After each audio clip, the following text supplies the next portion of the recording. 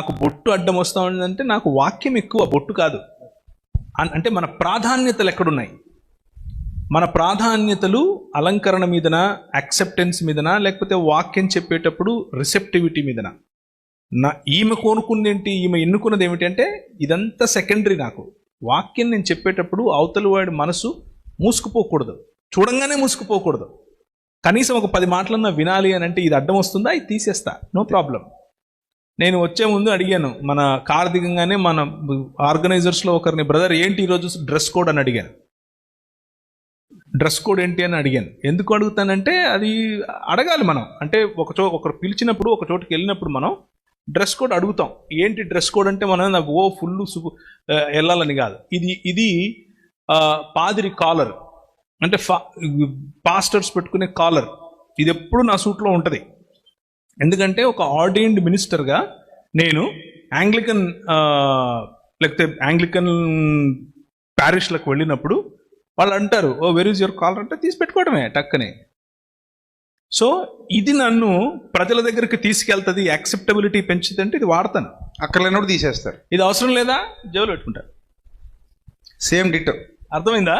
ఇప్పుడు ఆయన వాళ్ళు చెప్పారు, అన్న సూట్ వేసుకొని కూర్చుంటాడు అన్న, మీరు కూడా సూట్ వేసుకోండి అన్నారు. ఓకే, సూట్ తీసుకొని వచ్చేసాం.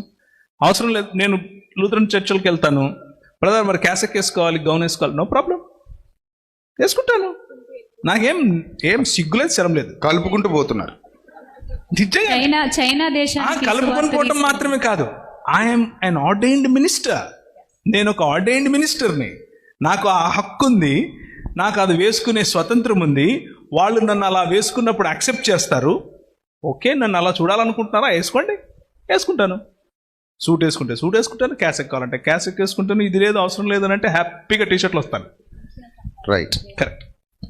ఇక్కడ ఇంపార్టెంట్ ఏంటంటే మనం అంటే ఈ జరిగిన డిస్కషన్ అంతా పూర్తయ్యాక నేను మీకు చెప్పాలనుకుంటున్నటువంటి మాట ఏంటంటే విశాల దృక్పథాన్ని అలవరుచుకోండి.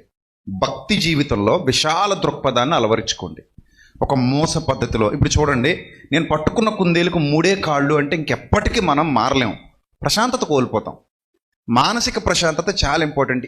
ఎప్పుడు ఎదుటి వాళ్ళని జడ్జి చేస్తూ ఒకే ఫ్రీక్వెన్సీలో ఉండిపోతే మీరు ఇంకెప్పటికీ మారరు. ఇప్పుడు ఉదాహరణకి ఇక్కడ ఎవరో బొట్టు పెట్టుకున్న అమ్మాయి ఎవరో కనబడద్దు మీకు, ఇంకా ఆమెను మీరు సాతాన్లా చూస్తారు. ఎప్పటికీ ఇంకా అదే ఫ్రీక్వెన్సీలో ఉంటారు మీరు. కానీ ఆమె వ్యక్తిగతం ఏంటి, ఆమె జీవితం ఏంటి, ఆమె భక్తి ఏంటి, ఆమె కుటుంబ పరిస్థితులు ఏంటి, ఆమెకు వెనక ఎన్ని ఇబ్బందులు ఉన్నాయి, ఇవన్నీ మీకు అర్థం కావు. మీ దారిలోకి తెచ్చేసుకోవాలి బలవంతంగా అని చూస్తారు వాళ్ళు.